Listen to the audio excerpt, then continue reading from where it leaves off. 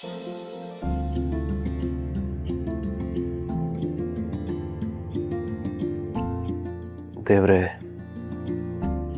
ದೀಪ ಅವ್ರು ಇನ್ನೂ ಬದುಕಿದ್ದಾರೆ ಅನ್ನೋ ನಂಬಿಕೆಲೇ ಇದ್ದೀನಿ ನಾನು. ಅವರೆಲ್ಲೇ ಇದ್ರು ನನ್ನ ಕಣ್ಮುಂದೆ ಕಾಣಿಸ್ಕೊಳ್ಳೋ ಹಾಗಾಗಲಿ.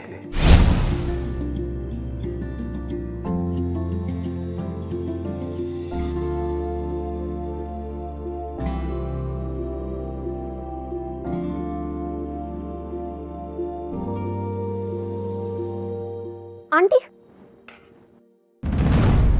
ನಿಮ್ಮ ಜೊತೆ ಒಂದು ಮಗು ಇತ್ತಲ್ವಾ, ಆ ಮಗುಗೋಸ್ಕರನೂ ಪ್ರಸಾದ ತಗೊಂಡೋಗಿ.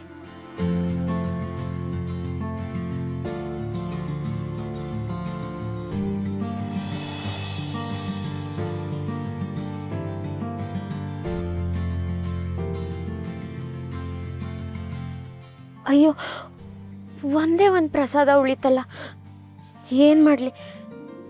ಯಾರಾದರೂ ಹಸ್ತೋರಿ ಪ್ರಸಾದ ತಿಂದರೆ ನನ್ನ ಹರಕೆ ಈಡೇರುತ್ತೆ.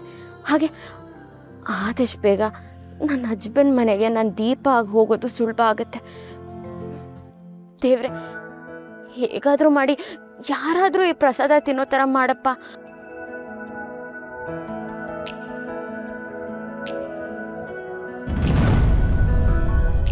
ಅಯ್ಯೋ, ಅವ್ರ ಕೈಯಲ್ಲಿ ಪ್ರಸಾದನೇ ಇಲ್ಲ ಅಲ್ವಾ? ಬಹುಶಃ ತಗೊಂಡಿಲ್ಲ. ಇರಿ.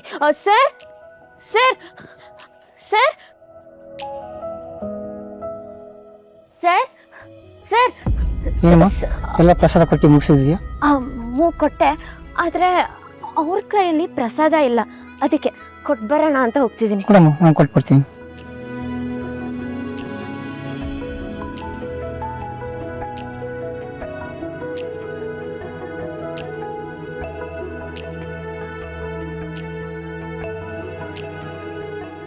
ಏನಪ್ಪ, ಪ್ರಸಾದ ಇಸ್ಕೊಂಡಿಯಾ? ಇಲ್ಲ. ತಗೊಳಪ್ಪ.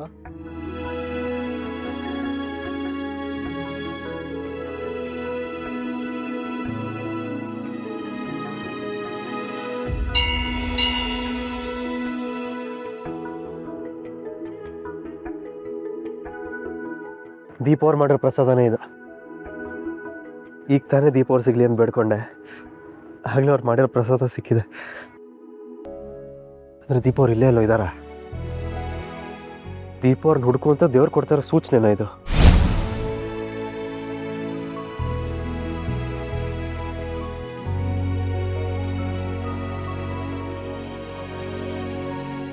ಸ್ವಾಮಿಗಳೇ,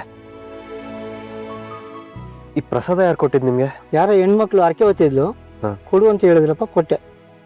ಅವ್ರ ಹೆಸರೇನು ಗೊತ್ತಿಲ್ಲ. ನೋಡಕ್ ಹೆಂಗಿದ್ರು? ತುಂಬಾ ಲಕ್ಷಣ ಆಗಿದ್ರು, ಕನ್ನಡಕ ಹಾಕೊಂಡಿದ್ರು. ಕನ್ನಡಕ ಹಾಕೊಂಡಿದ್ರ? ಹೌದು. ಎಲ್ಲಿದ್ದೀರೀಗ? ಆ ಕಡೆ ಅಲ್ಲಿದ್ರು, ಆ ಕಡೆ.